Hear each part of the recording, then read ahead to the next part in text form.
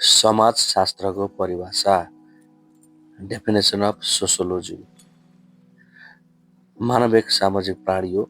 प्राचीन समयदेखि नै समूहमा बस्ने, एक आपसमा सम्बन्ध स्थापित गर्ने, सहयोग, सद्भाव आदि राख्ने र क्रियाकलाप गर्न थाल्यो।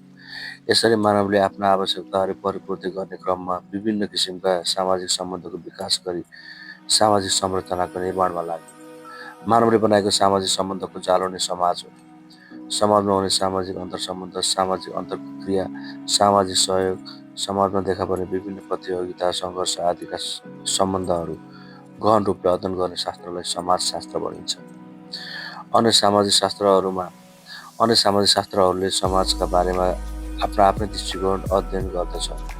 त्यसरी समाजलाई विस्तृत रूपमा गहन तरिकाबाट अध्ययन गर्ने शास्त्र नै समाजशास्त्र हो। समाजशास्त्रले आफ्नै अध्ययन पद्धति क्षेत्र विषयवस्तु भएको हुनाले यसलाई स्वतन्त्र विज्ञान मानिन्छ, जसले समाजमा घट्ने विभिन्न घटनाहरू तथा सामाजिक चालचलन, परम्परा तथा लोकरीति व्यवहार आदिको अध्ययन गर्दछ।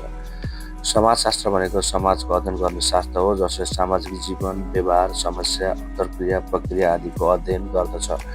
जसरी प्राकृतिक विज्ञानले प्राकृतिक घटनाको अध्ययन गर्दछ, इतिहासले बितेका घटनाहरूको अध्ययन गर्दछ, राजनीतिक शास्त्रले सरकार, राज्य, नियम, कानुन आदिको अध्ययन गर्दछ, त्यसै गरी समाजशास्त्रले सामाजिक घटनाको अध्ययन गर्नका लागि समाजशास्त्रको प्रयोग गरिन्छ।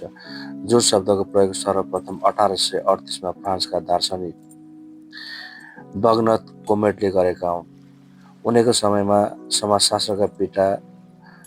उनलाई समाजशास्त्रको पिता, फादर अफ सोसियोलोजी पनि भनिन्छ। पछि यस विषयमा मलजल गर्ने काम इमिल डर्कह्याम, हार्बर्ट स्पेन्सर र म्याक्स वेबरले गरेका हुन्। उनीहरू चारजनाले पनि फाउन्डेसन अफ सोसियोलोजी भनिन्छ। यसरी सामाजिक घटना तथा तथ्यहरूको वैज्ञानिक खोज गर्न, त्यसलाई समष्टिगत रूपमा बुझ्न, सामाजिक घटनाहरू समाजमा किन र कसरी घट्छन् भन्ने वैज्ञानिक ढङ्गले व्याख्या गर्ने, विश्लेषण गर्ने शास्त्र नै समाजशास्त्र हो। उपयुक्त शब्दको अर्थबाट के भन्न सकिन्छ भने समाजशास्त्र भनेको समाजको विज्ञान हो वा समाजको अध्ययन गर्ने शास्त्र हो। समाजमा देखिने सामाजिक व्यवहार, सामाजिक प्रक्रिया, सामाजिक सम्बन्ध, सामाजिक अन्तर्क्रिया अथवा सामाजिक घटना एवं समस्याहरूका सम्बन्धमा वैज्ञानिक पद्धति अनुसार अध्ययन गर्ने शास्त्र नै समाजशास्त्र हो।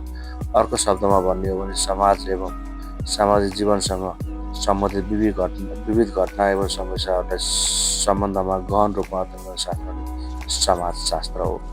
तपाईँहरूले आफ्नो भाषाबाट, आफ्नो मौलिकताबाट यसलाई चाहिँ अझ मिलाएर लेख्न सक्नुहुनेछ।